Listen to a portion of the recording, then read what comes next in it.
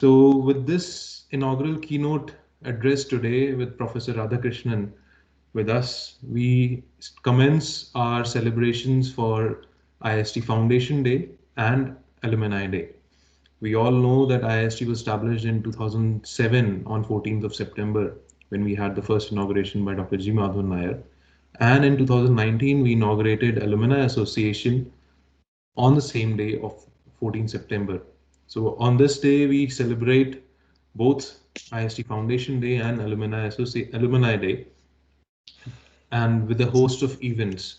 And today, we are fortunate to have Professor Radhakrishnan, who was with us in IISc as emeritus professor for initial 5 years, and he took courses for us. We were fortunate to hear from him directly. And he had been in IIT Madras for over 38 years in various capacities, including being head of mechanical engineering department, dean of industrial consultancy, as well as a board member of IIT Madras. And on retirement, he took up different academic assignments. He was a distinguished professor of Indian National Academy of Engineering before joining IIST in 2008 as Professor Emeritus. He served IIST for 5 years and then moved on to the newly established Kerala Technological University as its academic advisor. Currently, he is Distinguished Visiting Professor of Indian National Academy of Engineering. His specialization is in manufacturing engineering, and he has been a German Academic Exchange Fellow as well as Senior Alexander von Humboldt Fellow. He has to his credit over 284 technical papers and 9 patents. 24 research scholars have been fortunate to take PhD under his supervision. Professor Radhakrishnan has also won several national and international awards, which include the National Research Development Corporation Top Invention Award twice, once in 1987 and then in 1998 for his wonderful inventions. The prestigious Alexander von Humboldt Research Award for his internationally acclaimed research in manufacturing in 1996. The IET London Achievement Medal for his contribution to manufacturing processes technology in 2005, and the Khosla National Research Award in Engineering from IIT Roorkee in 2008. He is a Fellow of Society of Manufacturing Engineers, CUSA, Indian National Academy of Engineering, INAE, Institute of Engineering and Technology, London, Institute of Engineers, India. He has been a visiting professor for University of Erlangen-Nuremberg, Germany, at the National University of Singapore, and also Nanyang Technology of University of Singapore. Besides his accolades, I must also share that Sir is a avid tennis player and also still continues to win lots of tournaments. With this very brief introduction, I invite you, sir, to please share your talk with us. Yeah, And please allow me to share the screen. yeah, please. Yeah. Over to you, sir. Okay. Thank you very much for the introduction, which I wrote myself. So thereby, hardly anything can be missed there.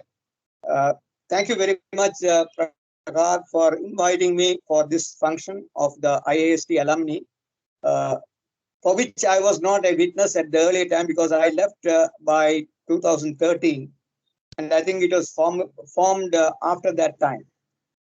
Basically, I do have contacts with the IIST for about uh, 5 years, and that means I came across with six batches of students of IIST because I used to teach in the first year also. Thereby, another 3 years of margin I get for my uh, earlier students. I'm very happy to be with the IIT students and alumni because I enjoyed my 5 year stay at IIST because it was a rewarding experience since we got students from almost all the states of India, and it was a highly cosmopolitan atmosphere we had at IIST.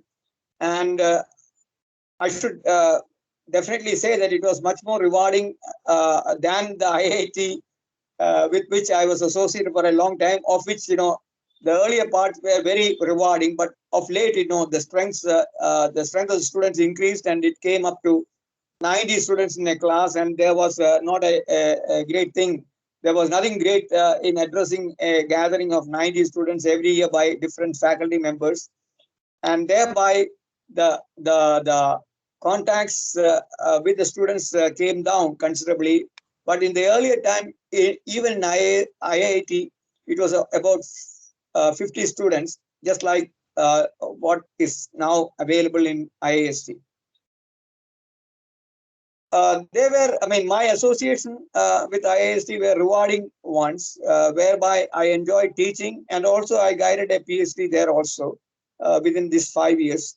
And I had a very good relationship with all the people in IIST, especially the students, and I keep in touch with some of the alumni even now. So thereby, I'm a part of you, and I enjoyed it, and I will continue to enjoy that position in course of time. When you asked me to give a keynote lecture for the alumni day, I was not sure as to what I should talk about, because it's nothing to do with my professional areas, and thereby I thought I would like to dwell on something which I thought normally a retired person will give guidance for the youngsters. So often you can see that when you have retired, you don't have much to look forward to. So you look backward and say that, okay, you have done all these things and you have learned certain lessons. And perhaps those lessons may be of interest to you, may be of interest to you, because you may also think that it's not required. But at the end of the whole career of yours, you will also fall back on your memories to find out that these were all valuable ones. So with these few words, I would like to give my short talk on guidance and control. I took this one from the rockets and other things, so thereby it becomes connected with IIST in one way or other for a rewarding professional career. That's the theme I am just taking. So I request you to proceed with the slide now. Okay, next slide. Are you able to hear me? Hello? Yes, Yes, sir, we sir. can hear you. Prakavya, you're on mute. Yeah, that's right. I'm just now coming to the slides. Now, all of us as toddlers, we would have uh, been accompanied by our parents or siblings or friends, and you would have just walked around to see the world around us. Now, this was the initial part of your life, whereby you observed the society around you, and most of us would have been only casually observing it, because you didn't know the seriousness of those environments, and thereby you were observing it, and some of the things would have caught your imagination, and then you pursued that one to a certain extent, up to a certain level of your life. Of your career in the early part of your life. I can't call it as a career, because you are just learning things there. So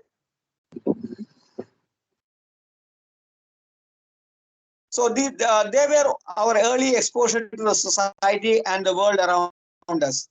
Most of us would have been only casual observers, not able to understand the vivid and complex scenario that was unfolding before us, but often curious about some of them. Naturally, you will be curious about, and in fact, that's the time when you learn about how things work there, and what are the interesting aspects which you are focusing on. These observation and interest could have guided you to a certain level in your later activities. Perhaps, there are a number of people who are imitating, somebody learns about a doctor. So you think that, I can become a doctor. And this goes on wavering. And somebody says, I have seen a server in a hotel. I would like to be one like that. So these are curious decisions, which may not be continuing for a long time, but then you will modify it gradually. Next.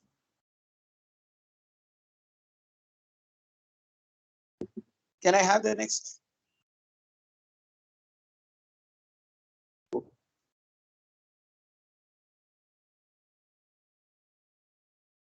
Can I have the next slide? Prakavya, you're on mute. Sorry. Yeah. It's up, sir. Yeah. Later as kids, your parents or your friends would have taken you on a bicycle or a bus or a car for short rides and at times for longer ones. You would have enjoyed these rides and would have watched the happenings around you,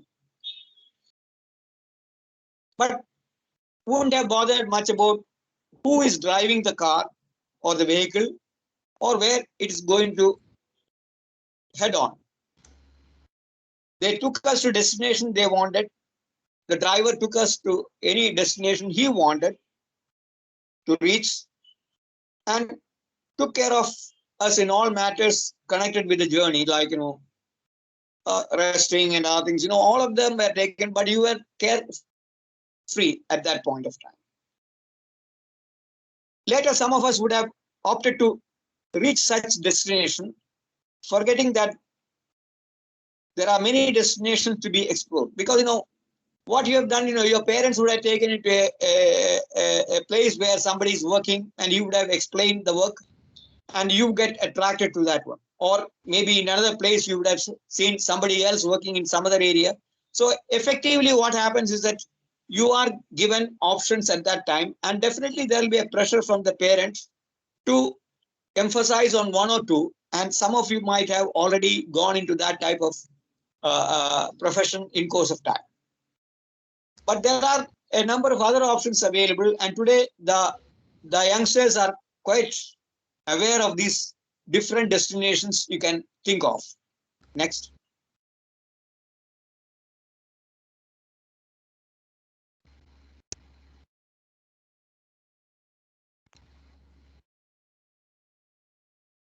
It's up, Next sir. slide. I think there's a lag, but it's up. Prakhar, Okay. you can click on that enable editing button on the top first.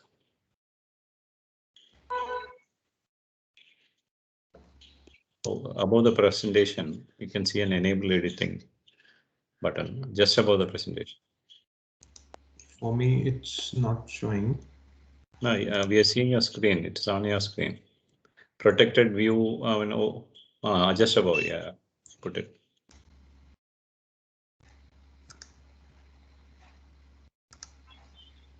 Screen share is gone.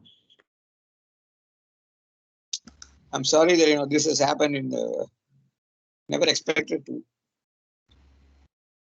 Yeah. Okay. It should be up now. Yeah. Yep.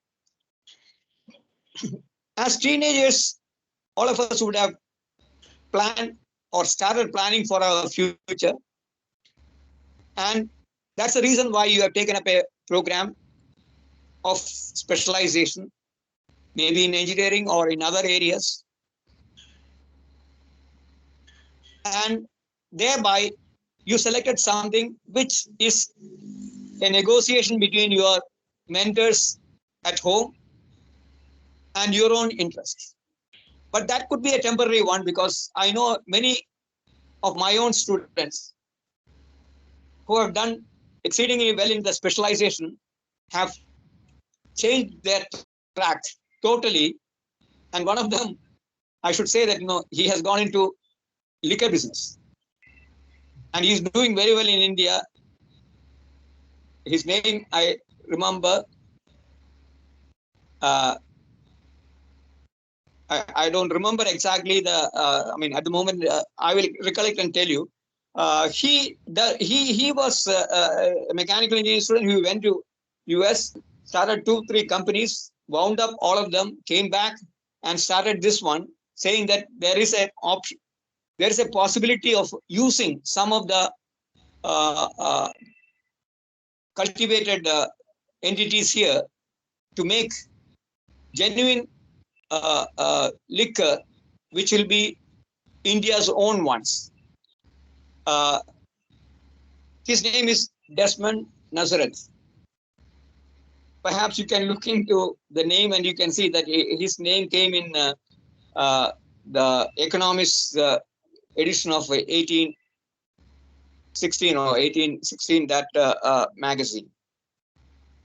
So people cannot be pinned down by their specialization. People move out because there are opportunities available at different levels, and thereby, for the time being, you would have compromised on that area. You might have taken an aerospace engineering degree. Some of you, of course, doesn't mean that everyone is pursuing different professions. But some of you might have moved out of that one. And I know a few of them already who have moved out from your own groups. Now that you have come out of this dilemma, that is, whether to pursue the one which you have specialized or to get into another area where you can think of new opportunities, and you are mature enough to follow a path of your own, you require a different type of guidance so that you know how to get over the challenges which is likely to be present in such areas. Next. Now let's take the same analogy of the road journey and compare it with a professional journey. During your journey by road, there could be minor setbacks and difficulties that could slow down your journey. These are normal and you have to be accommodating that. There could be many minor things which will slow it down. And in a new venture, definitely this or a new area where you are trying to excel, there will be difficulties coming out. It's quite possible that many may overtake you on the way. You might have seen that those who have not moved out are doing well, but you are not. So thereby, you see that there are a number of people who are overtaking you, and you do not know whether you have done the right thing or not. You have to be prepared for this. It will be good to analyze the incident and rectify any setbacks which you have seen. Some may speed their way to the destination, never caring for you or others on the road. You might have seen rash driving. People drive fast to achieve the goal or achieve the destination, least caring for the people on the road, and thereby ending up in difficulties. Next. They will cross traffic signals when they are red because they are in a hurry. Some have breakdowns due to rash driving, definitely accidents and breakdowns. It's quite possible that you may still meet them on the way, paying fine to the traffic police or at the repair shop or even at the police station. So don't worry about them. They will have their own way of ending up in different locations, and you may even move ahead of them in course of time. So these are not the ideal avenues for progress. Rushing through the traffic, rushing without caring for the rest of the people who are along with you, they are not the ideal elements for success. Next. It is also true that you may meet some who help those stranded on the way. There are exceptionally good people who are driving along with you, who will stop and care for the people who are having problems. Life is not all about your ambitions and goals. You will learn that lesson gradually. Saying that forgetting your surroundings and chasing something which is yet to be known to you is not the ideal way of living. So you will see that there are people who take care of others. There are people who never care for others. So these are all segments of groups which you see in your life and in your profession. Next. Apart from the obstacles created by others in your journey, there could be many system-created ones like the potholes on the road. Now, these are not connected with the people, but the system. There may be regulations. There may be incidents which you never expected to be there. Next. Sudden diversion on the road never dreamt of when you started the journey is another example of unexpected changes in the policy and priorities in the field of your work. You will see that there are, for example, there could be a change in the policy of the government or regulations of the government where you are not clear about it earlier, and you see that you have to make a different avenue for progress. So thereby there are things apart from the people around you, systems will also interfere with your work. Next. You may perhaps even see that the road is blocked permanently. There is no avenue there. It's blocked totally. So you have to reach another avenue, another route, and maybe another destination. So these are all part of our life. In other words, a road journey compares very well with your professional journey. You are with colleagues, you are with the people around you. There are uncertainties all through. And if you reach in time, you are a lucky one. But does not mean that you can be casual in your approach. Every time you have to correct yourself so that you will reach the destination with confidence. The next level of guidance, if you think of, is like this. You have to learn how to be patient and resourceful to meet such eventualities. Don't be in a hurry at every day. In fact, you contemplate on what can be done to overcome such difficulties. In a road journey, perhaps you may contact the police to find out. You may find out from others what are the other options available. So be patient, find out the solutions which are possible, and what are the resources available. If there is an accident or a breakdown, what are the resources available nearby to circumvent that one and proceed further. So effectively what happens is that you communicate with your colleagues, find out what are the possibilities for overcoming such resistances. Next.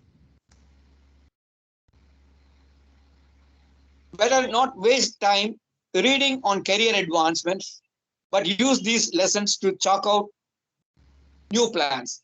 There are books available in plenty on ways of achieving career advancements. These incidents are just practical guides, not normally written in career advancement books, but you learn out of this one. So effectively what happens is that while you are progressing with your career, you look around to find out what are the things, elements which are critical to that one, learn out of that one. And of course, you can always read a book and find out what are the things which are required to be refreshed, so that you will not make mistakes by forgetting those elements too. Next.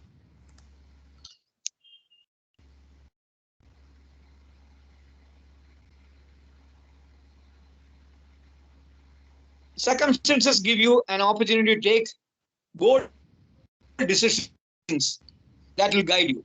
In fact, this is the circumstances. If everything is smooth, you wouldn't have taken any bold decision. You would have gone very slowly. But when there is an obstacle, when there is a difficulty, then only you start thinking about overcoming that one. And that's the one which helps you. In other words, your GPS is within you, not outside. If you want to guide yourself, you have to learn how to guide yourself by experiences.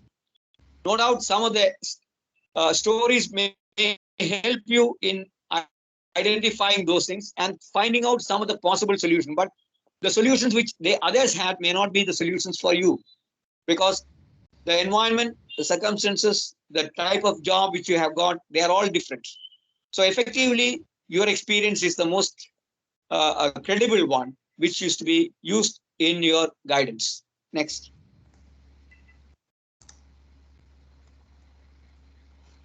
Coming back to the analogy of driving, remember that the car is only a means to realize your final destination. Your job is only, you want to be somebody, that's the final destination. So the car is only a means to realize your final destination. Next. You are the driver now, and the pleasure of driving depends on your perception of life. Now that no one is taking you around, and you are the driver, and the tool which you have got is the car, and you are moving ahead to achieve your ambitious goal. Now that depends on the perception you have got about life. If you want to make money, yes, that's a perception you can follow, but it's not a very enjoyable type of thing. Especially at the end of life, you find that that was not the one which you should have followed. So thereby, the pleasure of driving should be there, but the destination should not be something which will disturb you while driving. Next.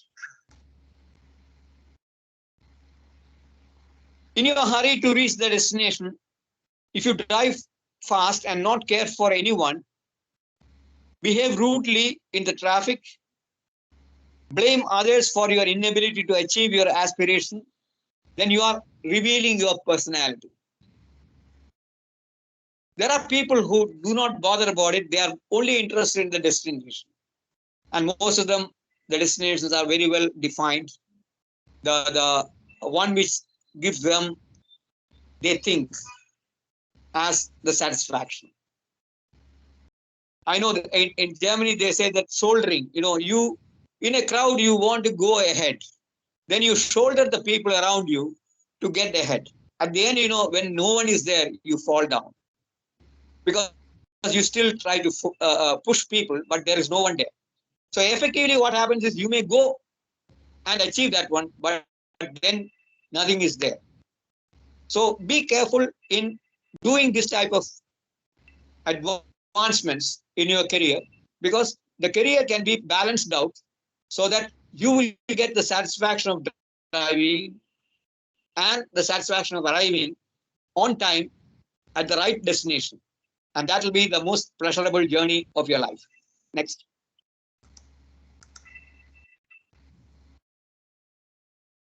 If you read any books on career development or advancement, you may see the 5 or 7 or 9 steps for successful career. Yes, these are something which are common. There's no doubt about it. They are there. You can always pick it up. They often cover your strengths, weaknesses, opportunities to realize your ambitions or dreams. These are all part of it. Every organization does that one, analyzing the strengths, weakness, opportunities, and threats and others. That's only a method of approaching a problem or analyzing a problem. But effectively implementing that one requires considerable amount of experience. It's not a question of imagining these things and working out, but realizing them in your real professional life and correcting it accordingly. There are some factors that could help you in this one. However, they do not give any specific guidance. You have to evaluate these factors and guide yourself from within. You judge them yourself. What are the things which are unfolding? What are the difficulties you are facing? How I can overcome that one? Am I able to do that one? Have I got the strength to do that one? Have I see an opportunity in that one? These are all based on your own judgment and not from somebody else's. So the guidance comes within you, but the factors are very clear. The elements which are likely to assist you are very clear in your mind. Next. On the other hand, if you are not hurrying, on the other hand, friendliness, care for others on the way, supporting those stranded on the road, giving a helping hand to the accident victim, pleasing others with a smile on your face, humility in your achievements are the hallmarks of genuine leaders. The career advancement has to put you as a leader. If you are ignored by the rest of your colleagues, you are not a leader. You are a self-oriented individual, and no one is going to appreciate you. People who appreciate you are the ones who understand you very well, both in your profession and in your personal level. Smartness beyond a threshold. There are people who are very smart, but smartness beyond a threshold is not rewarding and gives a chance to the onlookers to sympathize with you for your efforts to be smart. They will never appreciate you when you are over smart. So don't try to be over smart, but be smart enough to see that you do it well and you support the others in doing that one. Next. Knowledge, skill, attitude, competence, and passion for a balanced career growth are factors that will give you confidence in your profession. These are very important. Knowledge is essential. Skill in any area where you are working, attitude towards the job as well as the colleagues, competence to complete the work or task given to you, and a passion which will allow you to be with the group, which allows you to grow in the career and excel gradually so that you will have a well-deserved career in your life. Next.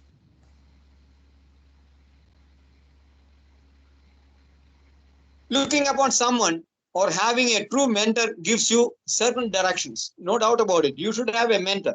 You should look upon somebody as your preference or as your benchmark. Then only you will be able to scale new heights. Otherwise, you will not be in a position to understand your own value. So effectively, you should have a mentor.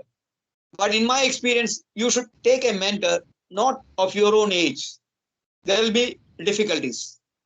In my opinion, your mentor should be at least, say, 15 or 16 years older to you.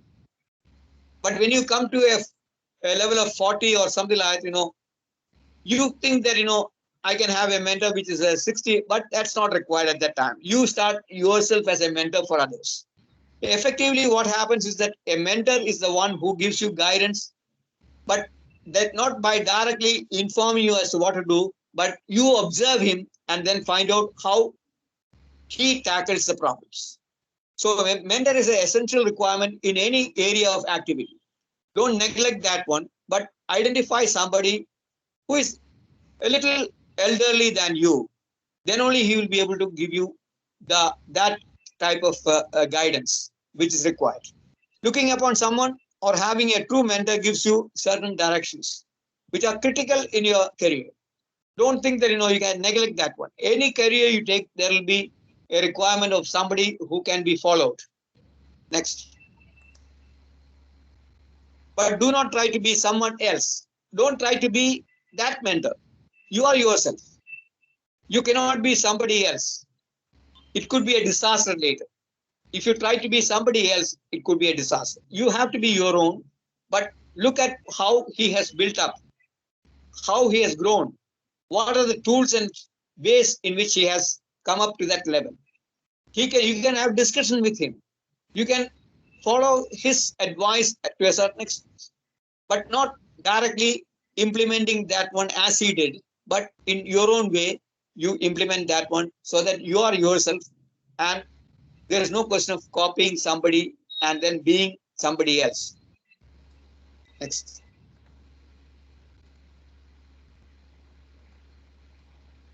So you could be what you are and make an indelible mark as yourself. Don't try to make a mark as somebody else. I can't be somebody else. I can only be myself. Okay.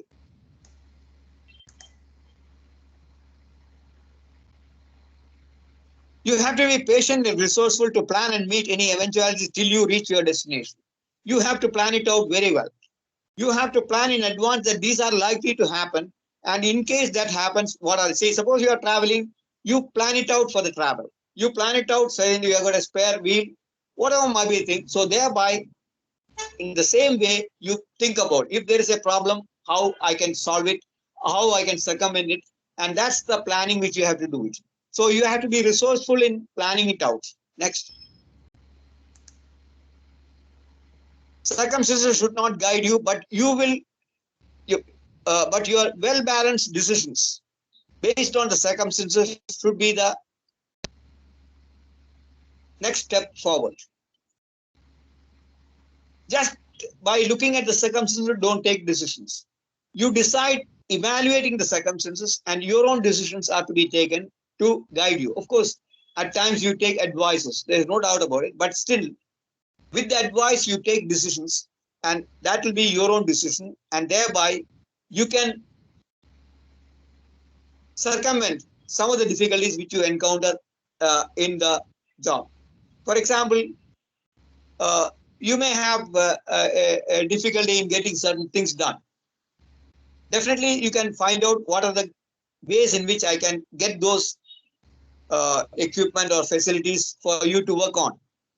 This can be done with a number of colleagues.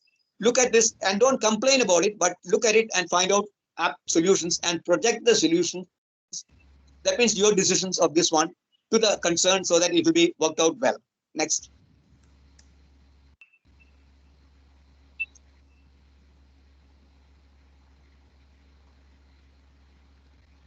Self-confidence is something you cannot judge yourself. I won't be able to decide whether I'm fully self-confident. If you start deciding yourself, even God may not be able to help you because you will become overconfident. And overconfidence is the worst thing which you can ever possess. So you will not be able to judge yourself about your self-confidence. Next. If you are very good in a game and no one cheers you during the game, you get dejected. If you play a game, everyone will have played games, different type of games, and no one cheers you in spite of the fact that you did very well, you get dejected. And that's not a self-confidence building exercise. You had a self-confidence saying that, I did well, but no one bothered about it. That injures you and that puts a block on your self-confidence. You get the confidence in yourself from external feedback. In fact, it's the external feedback which gives you self-confidence. Somebody says, yes, you have done a very good job. You did a very good work. Yeah, you played excellent. These are the simple statements which makes a difference in your estimation of your self-confidence.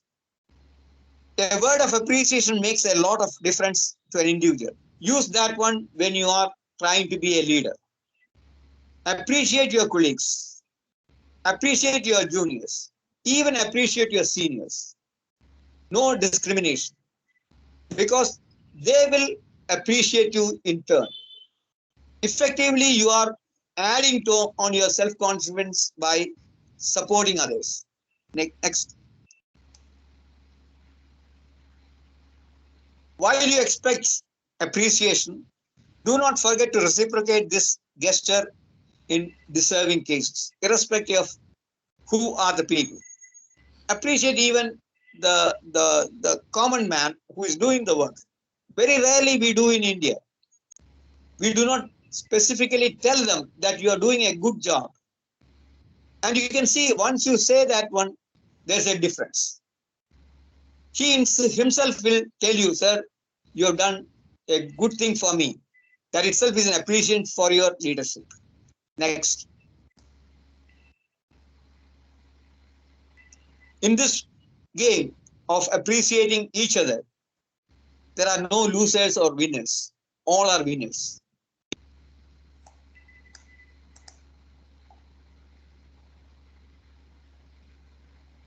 When we play games, again, I'm just mentioning that one, there is no ambiguity as to who are the winners. In games, you can clearly mark, in life, you can't mark the winners and losers easily, though it may be possible to a certain extent, but, it's a hazy boundary between winning and losing.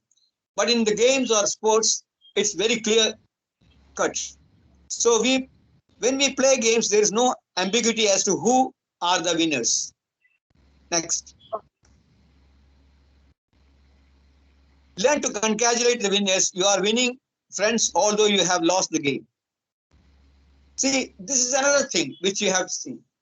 Appreciate those who have done better than you. Don't be worried about yourself. Appreciate any effort by which somebody has achieved something. It's not an easy task to do, I agree. Because when you lose a game, you are disheartened. And with that heart, how I can congratulate somebody else? It's tough. But then you have to learn that one.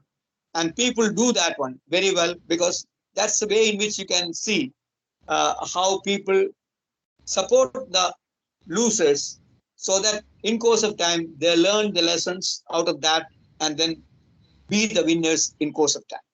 Yes.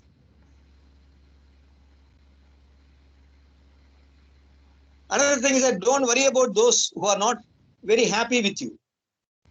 You can't be forcing somebody to be cordial with you always.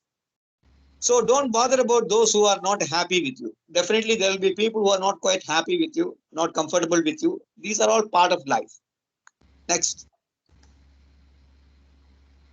After all, jealousy is a well understood human trait. You have to understand that there is a certain amount of jealousy in everyone. Only thing is that it may not be conspicuous, it may be subtle. But there is an element of jealousy in everyone. But then that should not kill your enthusiasm. You reduce that one as much as possible. Take care of to see that the jealousy do not dominate in you. It is there in everyone. Don't think that somebody is above it. Even I think even the spiritual leaders will have that type of problems. So you can see that it's not an easy task to eliminate that one in practice.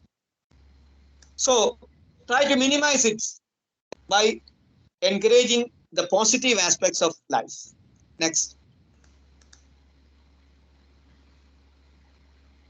Another area where you have to face is criticism. It's a part of our intellectual pursuits. Everyone will criticize you when you do something. Because human beings are endowed with that ability to criticize. It's a part of our intellectual pursuits. Next. It can be softened. The term can be softened by calling it constructive criticism. I mean, in a way, it reduces the severe impact of criticism. But still, it's a criticism or an observation which is critical. Next. If you want to avoid criticism, don't do anything. You will not be criticized because you don't do anything. So effectively what happens is those who are non-doers are not criticized. Those who do something only are criticized. So you have to take a decision. I am ready to be criticized, but I will do. So next. Soon you realize that you have become nothing if you do, if you want to avoid criticism. Do nothing, but then you yourself will be nothing in course of time. You are not considered as an asset at all when you are not doing anything. So don't be afraid of criticism. Criticism is a part of your life, but do it in such a way that criticism can be minimized. Definitely there will be one or two criticism at every point of time, but that can be minimized. Everyone is not going to say I for you. There will be always a no coming out, and that no should be looked in. And if you can circumvent that one by looking at the options available, then you are really a good leader who can wade through the difficulties. Next. Be bold in blazing new trails and in exploring new horizons with conviction. So be bold in blazing new trails and exploring new horizons with conviction. Don't worry about the jealousy or the criticism. They are part of life. Only thing is that accept that one, learn about that one, and try to minimize that one in all areas of interaction. Next. You know that a leader cannot be a follower. If you want to be a leader, do not follow, but be bold enough to take up decisions and go forward. Next. But without any following, one cannot be a leader also. So you require a following, but you can't be a follower. So how to get the following for you is simple. Next. Leadership is about inspiring others to work for the good of the organization or for the good of the society.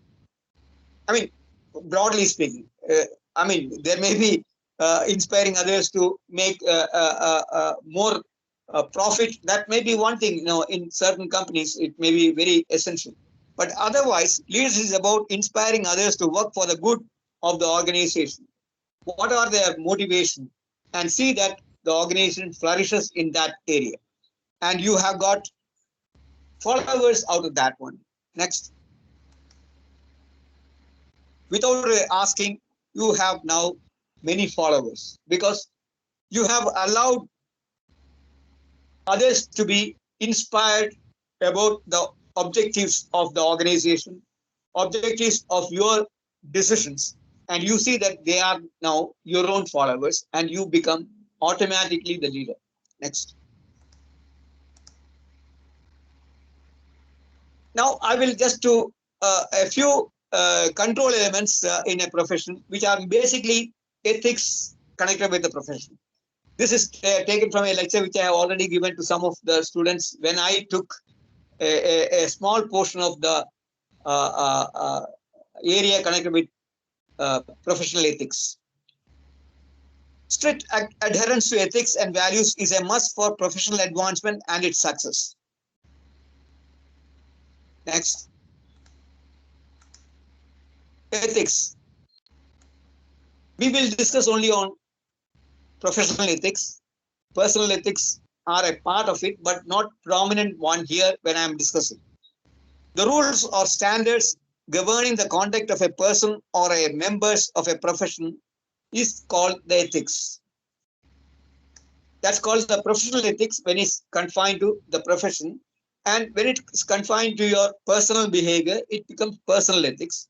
And societal ethics also is coming there. Often, this is to be cultivated and not imposed as rules. You won't get a rule book saying that these are the things to be done. Even if there are rules, unless you practice it, it's not going to be of any benefit. So often cultivated over years and often referred by others and often seen by your observation as to how people are doing it. Often cultivated and not imposed as rules. No one is going to impose ethics on you. There's nothing, there may be guidelines for your work, but they are not enforced rules. There are a few which are enforced, there's no doubt about it.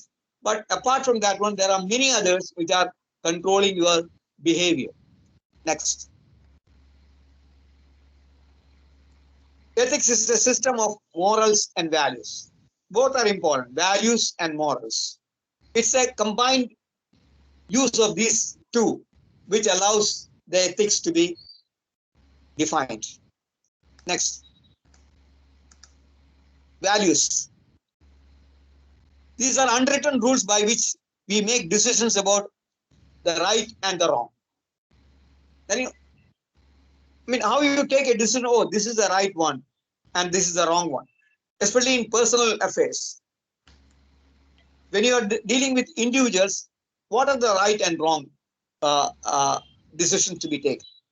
So these are based on the values which you possess and not on the rules and guidance. Sometimes, you may say that, okay, I have seen this one, now I take a decision on that one.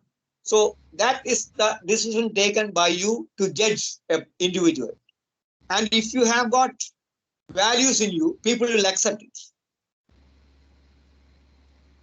Why judges take decisions? They do have values because they have been selected for the values. Making tough decisions, presenting unpopular solutions, convincing people to believe requires, next. None of it comes easy unless you have values in you. If you do not have values in you, people will not believe you.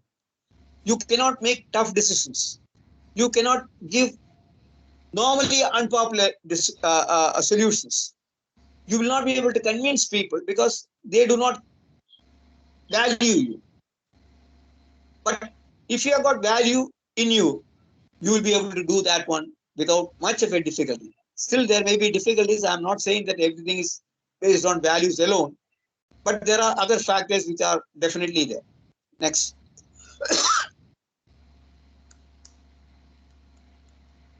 Motivation based on ideas of right and wrong, like values.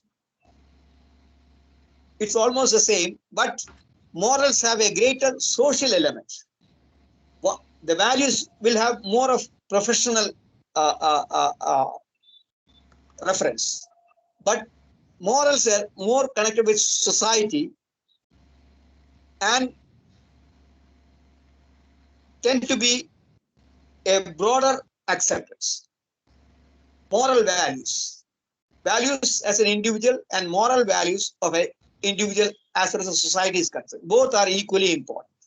So morals and values are essential in any profession. Cultivate this one as much as possible, because in difficulties, these are the ones which will allow you to come out without any scratches.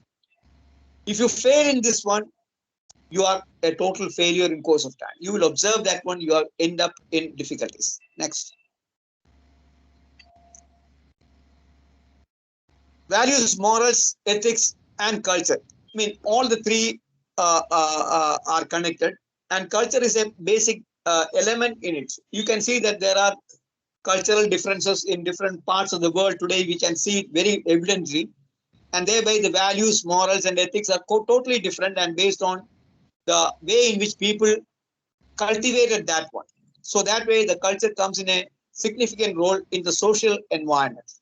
Values define personal character, mostly connected with yourself and your profession. Values are very important. Morals refer to values associated with a social interaction. People in general, how your environmental group is reacting to you. While ethics stress on a system in which those values and morals are applied. Ethics are connected with the morals and values applied to the wider society, whereas values are more connected with your profession and your individual personality. Next.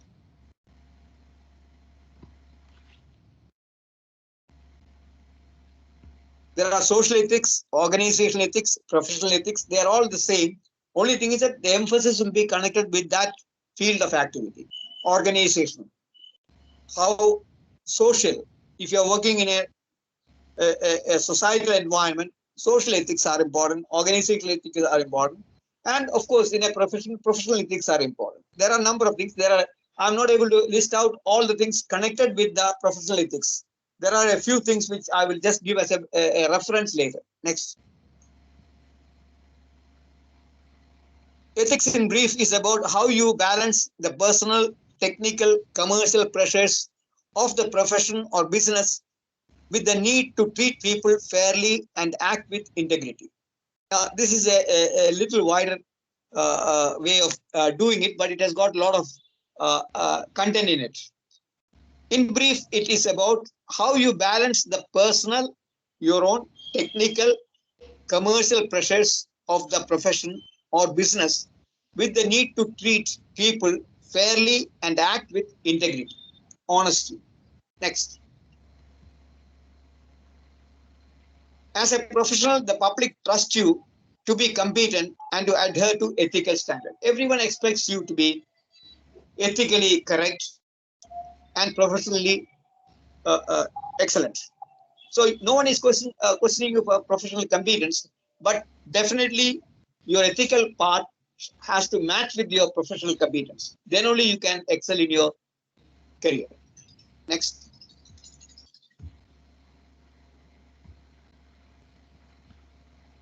The professional core values in a profession which allows you to excel in the profession is integrity and honesty. Next. Fairness in decision making. Health and well-being.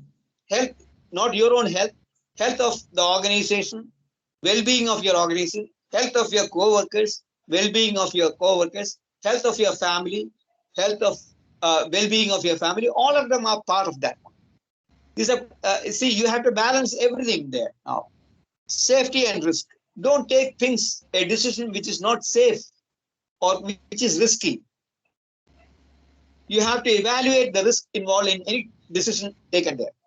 So effectively, environmental sustainability, everyone knows it. Today it's a very important one, and thereby the core value of an organization is part of its environmental support or environmental sustainability objectives. Next.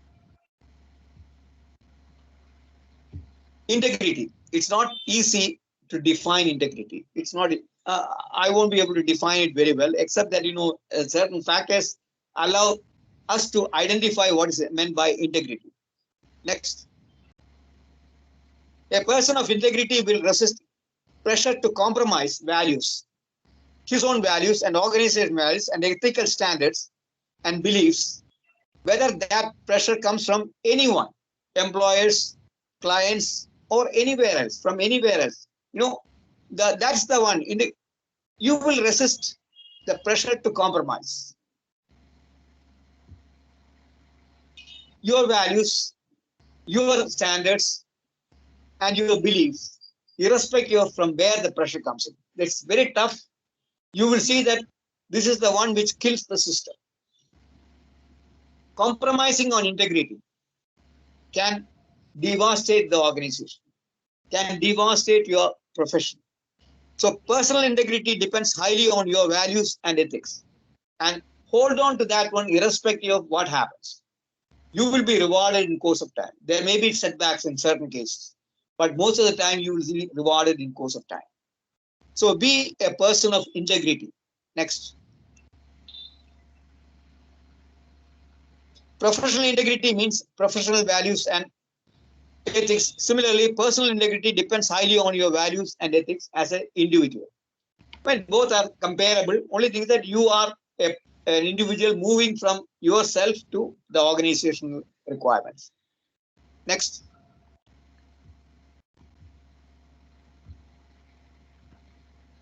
A case example, for example, to understand this one, integrity.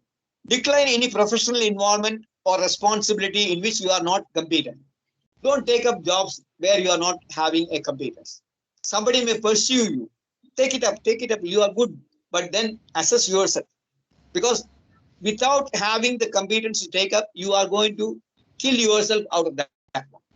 You are going to spoil yourself in that one. So decline any professional involvement or responsibilities in which you are not competent enough. Next. Accept personal responsibility for all work done by you or under your supervision. Don't try to evade yourself. If something goes wrong, take the responsibility. If something goes wrong, what others have done under your supervision, you are also responsible. Don't blame others for your failure. You are the one who has failed, and that shows your integrity. Your commitment is well understood in that. Next. If your professional advice is not accepted, sometimes it may happen. You are very good. You give opinions. You give your advice, and the higher management levels may not accept it. And if you feel strongly about it, make sure to record its consequences at the appropriate level. Now that shows your integrity. Don't concede it. You think that it's very strong. You know that it's going to be like that. Then others say, no, I can proceed like this. Then you say, agree to that one, but then make a note saying that I differ in this case. The reason is this one, and I hold on to that one. But I'm not against proceeding as decided. So that's a very valuable thing, because in course of time, when something goes wrong, you are considered as an expert in that field, whereby you differed from others. Next.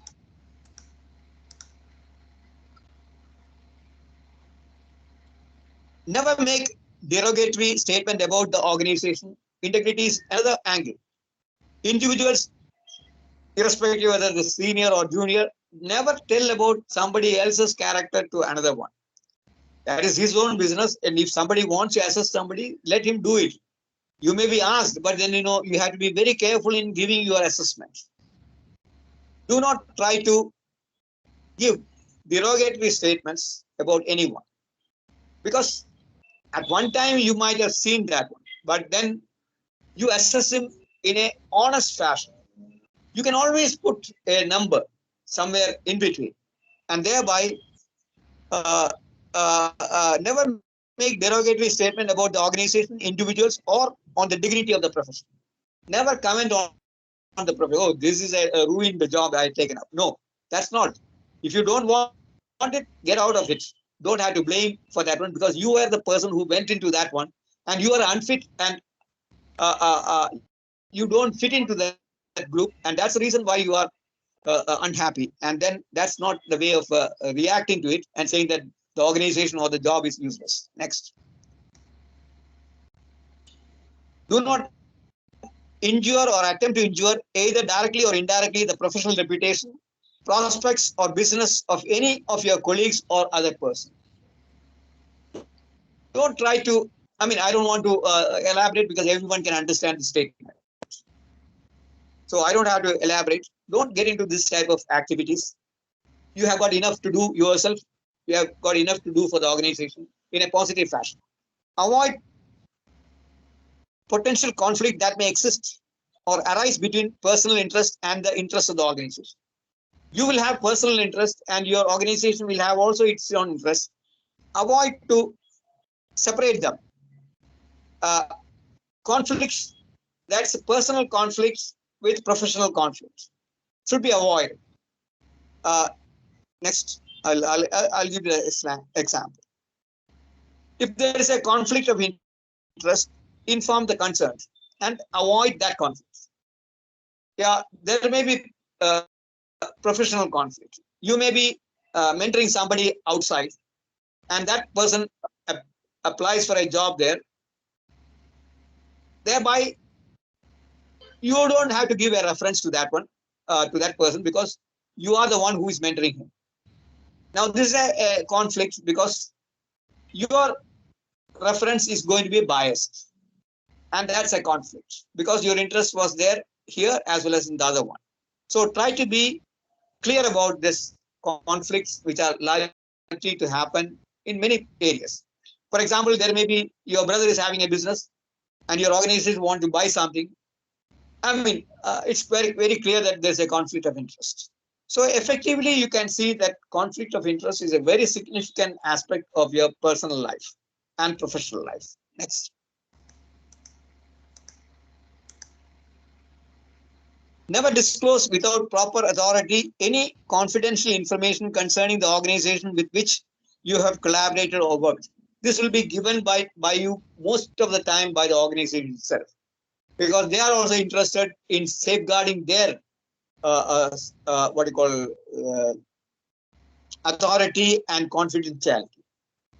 Irrespective of the organization, never try to do that one with others outside the organization. Next. Shall not offer improper inducement to secure business or receive any unauthorized inducements in professional work. I don't have to explain, because there are a number of stories circulating around us on these 6. So these are all conflict of interest. Integrity is questionable. Values are not there. Ethics are not observed. So effectively what happens is that they will end up in difficulties, though it may take a longer time for them to be booked for that type of activity. Next. Disagree and commit. Agree to disagree, but finally support the decision taken wholeheartedly. In a meeting, definitely you may not agree with everything, but then if the majority agrees, you have to say that I go with them, but still I do have my own view. And that's I told you earlier. If you think very strong about it, you can make a note of it and then also keep it in that one. This is always done so that you are with them, but you have a different viewpoint. Next. If two people in an organization always agree on everything, then one of them is not required, because that's another jump charge. There's no need for you to have the views of everyone agreeing for everything. Then there's no need for all of them. Only one person will be sufficient. So you have to have a cross section who are having individual viewpoints and not just followers. Next. Likewise, if two people in an organization always disagree on everything, if a committee is there, everyone is having a disagreement on one or other, I don't think that committee can work wonders. Hardly anything will be done by the committee. If two people in an organization always disagree on everything, both are not required. In fact, nothing is going to happen out of that committee. Next. For professional success and satisfaction, build a platform of integrity through honesty, stating the truth. Never utter a lie in your professional life. Integrity, of course, in personal life also is very important. I'm not saying that, I'm not downgrading that one. Integrity, keep your word always. If you say something, do that one. Fairness, respecting the right of others. Many a time when you come to the higher echelons, fairness becomes a significant factor which allows you to be an excellent professional. Health and safety, not harming the environment or life of individuals, organization, everything together. Next. Rules of the land, obey the rules of the land without any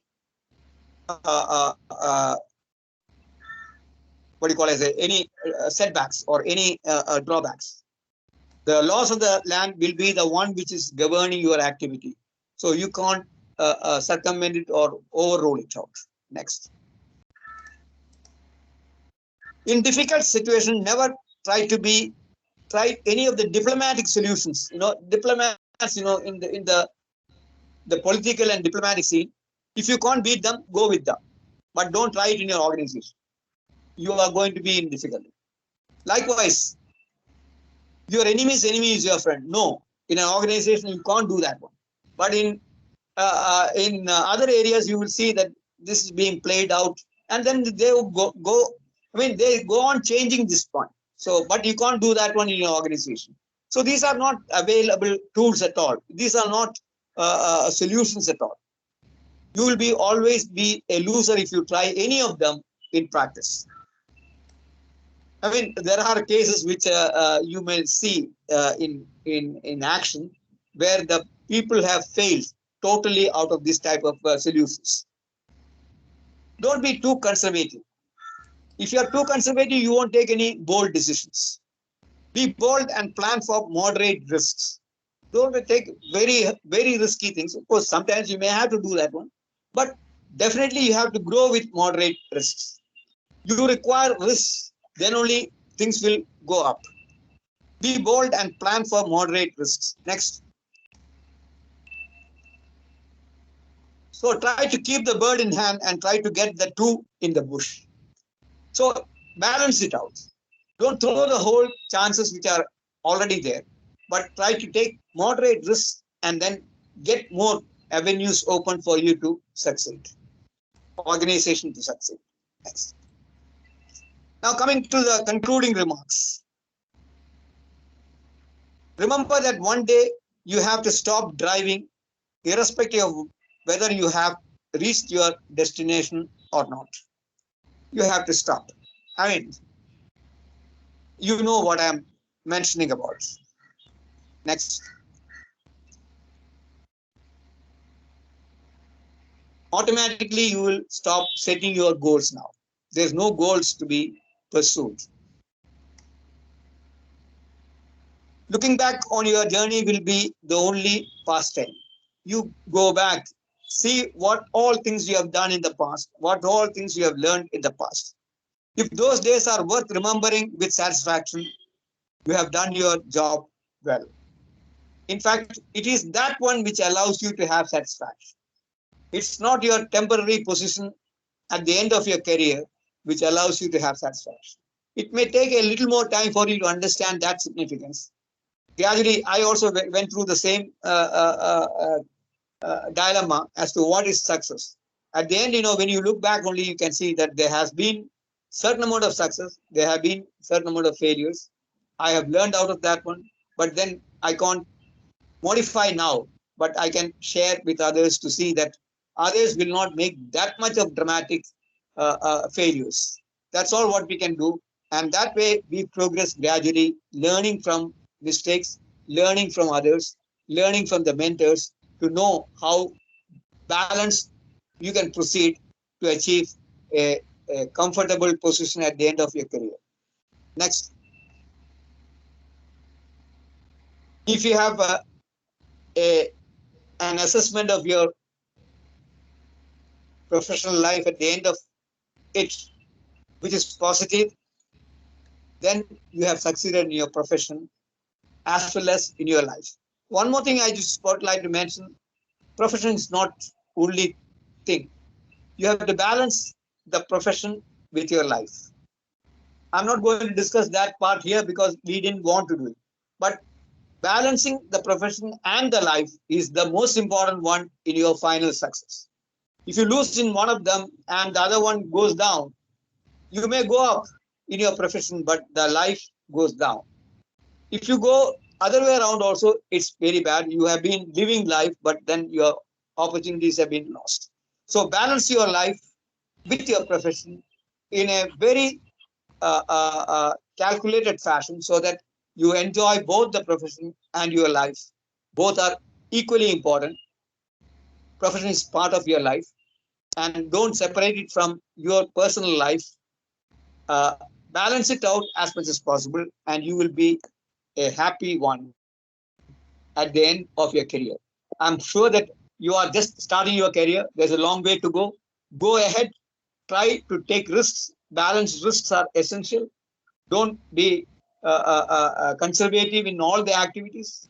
Then you will be remaining at the same level. Not much of a greatness will be bestowed upon you. Greatness comes only when you succeed, and success comes only when you take a decision. And when you take decision, you require risks to be addressed.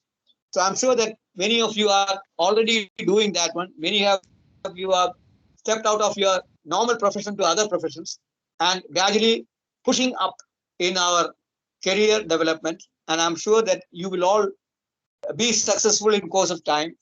And I wish you all the best in your professional career in course of time. Thank you very much for this one. There were a lot of glitches in the presentation. I'm sorry that I would have done it much better had it been possible for me to get through the PC, and I was expecting some Google Meet, so it got into a slight problem thereby. Thank you very much.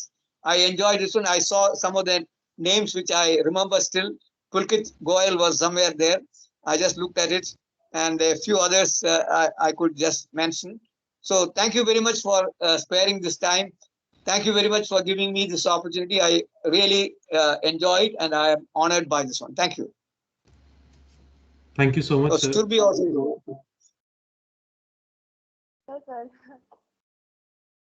Thank you so much, sir, for that wonderful purview of and your perspective of how we can handle and take control of our own life and profession. Also focusing on our own inner GPS and not comparing ourselves from outside. And it's totally fine, glitches happen, and we are, as you mentioned in your talk itself, that we may face roadblocks. It's all part of it. So we faced a roadblock, but that's fine. But we ultimately had a wonderful talk with you. So I now give an opportunity to others so that they, if they have any questions or would like to interact with you directly. So we'll have quick round of questions, maybe. Okay. Yeah, Ankita. Ankita raised her hand.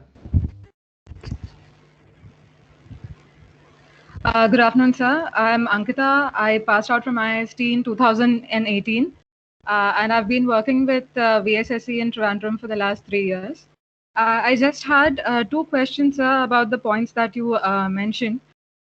First was, there's often a very fine line between believing in yourself and overconfidence. So in your experience, how do you distinguish between both for some course correction?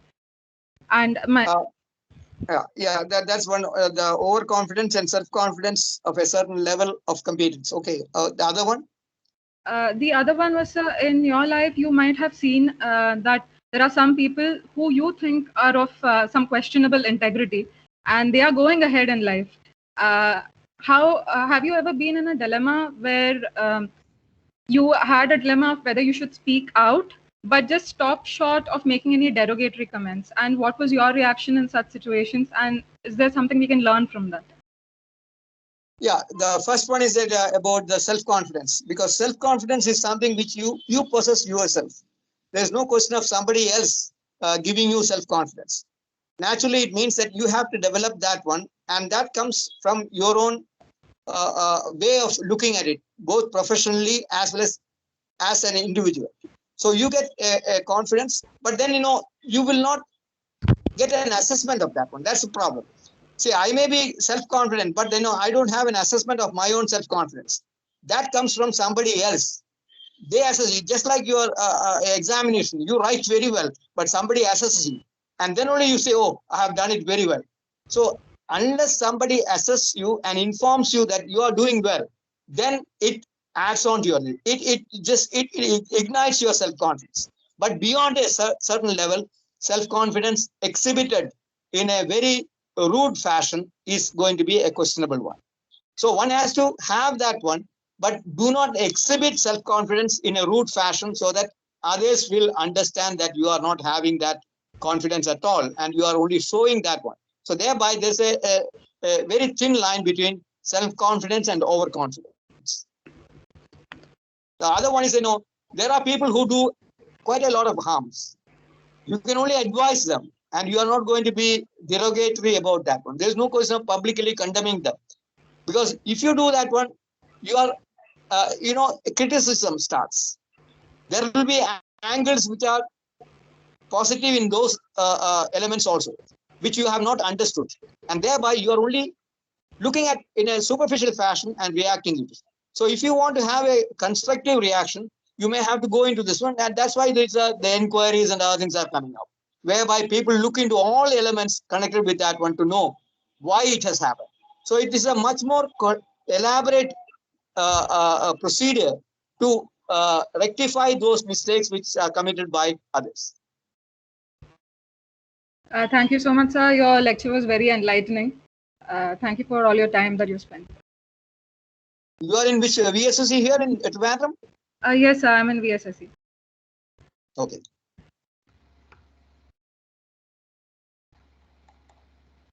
Thank you, Ankita, for those questions. Anyone else would like to ask a question or discuss or would have comment? Yeah, Pragar, on chat box on question is there, I think. Is it? Okay, I missed it maybe. Just Yeah. wait. Shall I read it out? Yeah. Okay, so Prachi is asking, how can one tackle situations where one has professional ethics on one side and commitments to the society on the other? Let's say whichever one is going to choose, it will be fairly ethical, but handling both together is not possible. Then which one should be prioritized? Shall it be changing with various stages of the professional or adult life?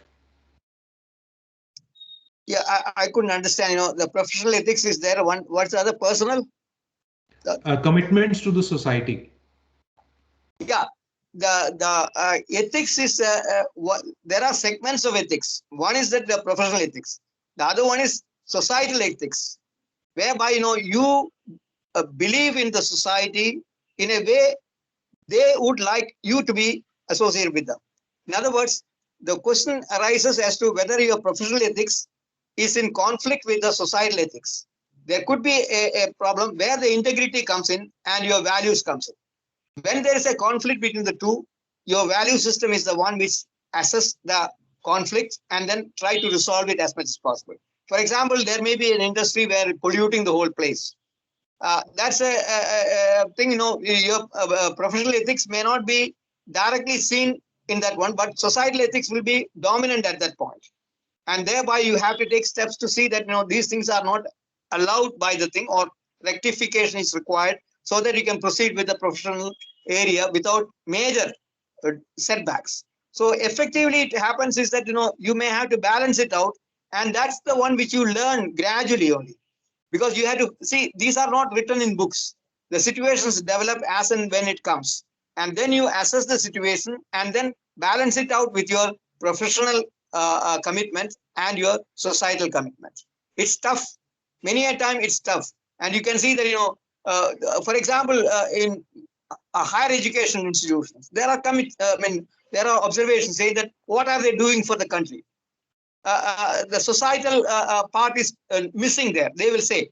But then there is a way of explaining it out, how that professional area is rewarding the society in a different angle. So effectively what happens is that you may have to explain it out. You have to understand the underlying causes for that one, and then convince the people and then go ahead with that. Okay.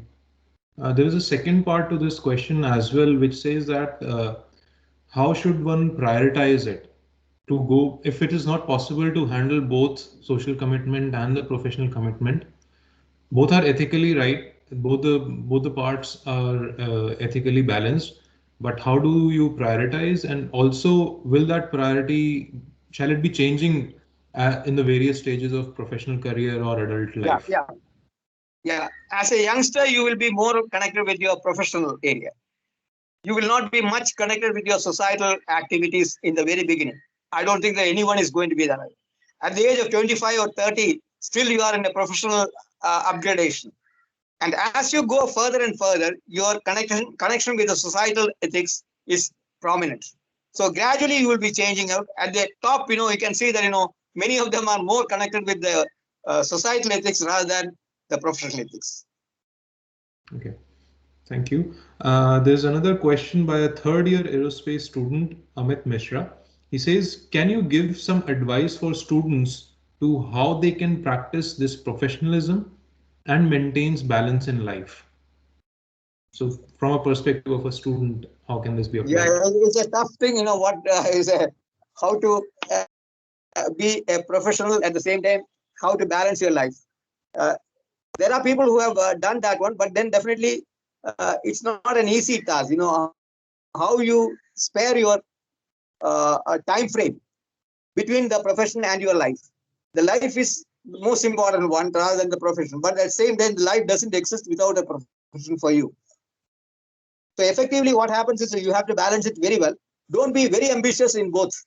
Be balanced in both so that you can balance the two without major difficulties.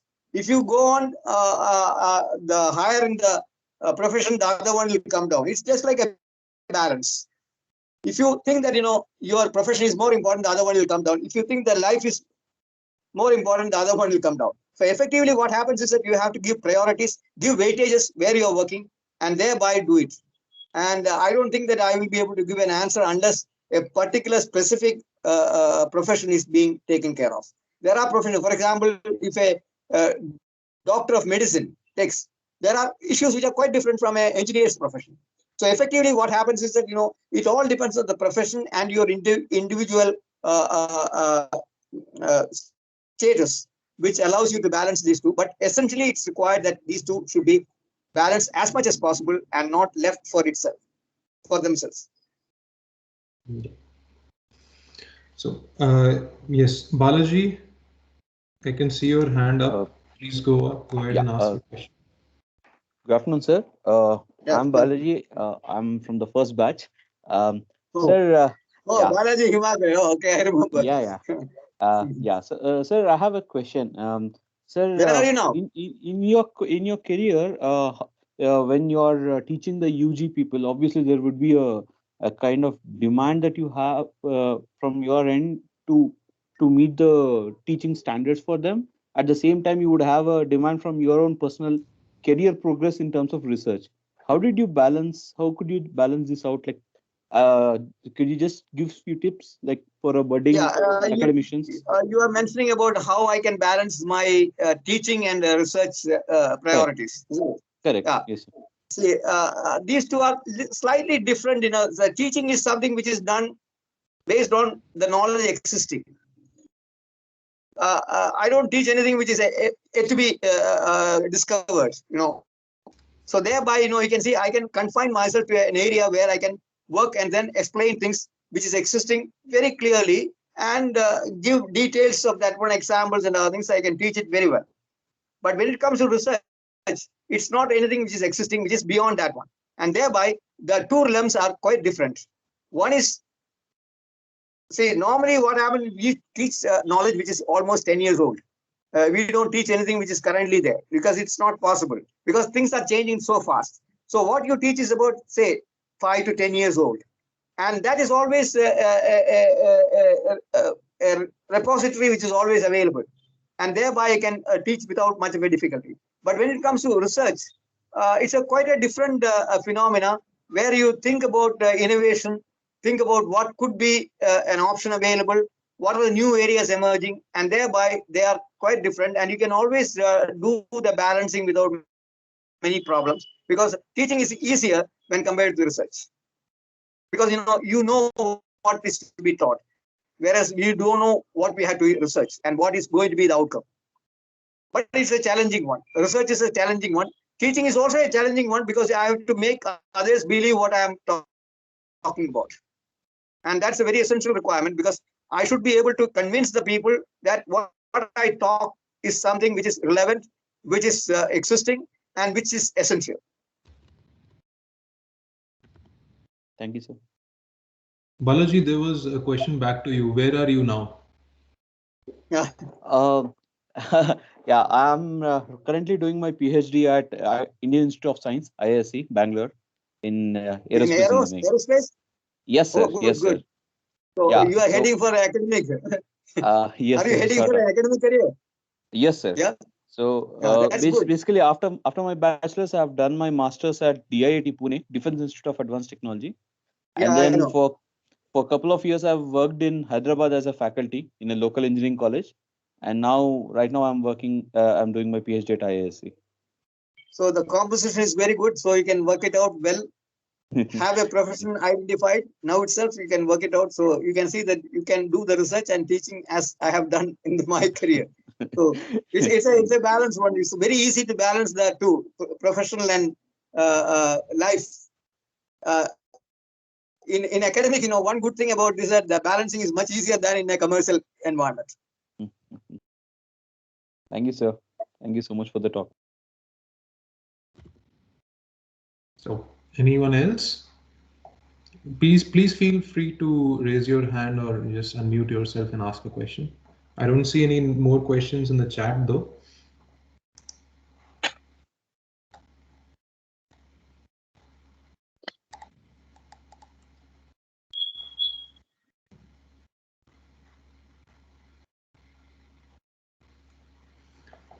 Okay, so if there are no more questions,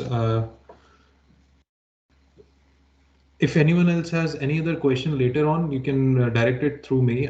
I see that there is a chat. Yeah, I'll be happy to share it. Yes. No, there's nothing in the chat. Okay. Yeah. So if anyone else has a question later on, please send it to me. I'll direct it to sir, and then we can get in touch and they can be answered. And for me personally, I've got good mentoring from sir over a period of time, and always have got really good answers, and it brings in clarity. So I'll offer this opportunity to you as well. If you want to get in touch with sir, please do get in contact with me, and I'll put you in touch. With this, I request Bhavna to formally deliver the word of thanks. Respected speaker, Professor V. Radhakrishnan, IST faculty in the audience, and my dear friends, good afternoon to all. I'm Bhavna Dinesh from 2020 graduating batch, and I, on behalf of the IIST Alumni Association and the entire IIST community, extend a very hearty vote of thanks to Professor V. Radhakrishnan for consenting to be a part of the IIST Foundation and Alumni Day celebrations 2021. Thank you, sir, for that engrossing talk. Your use of a car journey as a metaphor for our professional careers was indeed interesting, and we were all inspired by your words. Further, we are grateful to Dr. C.S. Shaijamoon, Dr. Lakshmi V. Nair, Dr. Bijada Sia, Dr. Musan, and Dr. Sandhya for attending this talk and for their continued support for all the ISTA activities. And I must particularly thank Mohan Sugama sir for helping us out with the technical issues during the talk. And I must also mention, yes, Okay. I must also mention my deep sense of appreciation for the organizers from ISTA as well as the IST outreach team for carrying out the publicity for this event. And last but not least, I would like to thank all the participants for attending this talk and making it a grand success. Thank you, everyone. Thank you so much, Bhavna. Thank you so much, sir, for joining us. And thank you, everyone. Thank you very much. Thank you all. Thank you Thank you, for sir. listening, irrespective of the fact that it was not that much well formulated in the sense that I couldn't get through that easily. So in any way, we have completed it somehow, and I hope that you at least enjoyed it for the time being. Whatever might be the outcome of that one, let us see that certain things can be worked out in your career as per the requirements. Thank you all, and wish you all the best in your future career. Thank you very much. Thank you. Thank you. Thank you. Thank you, sir. Sir.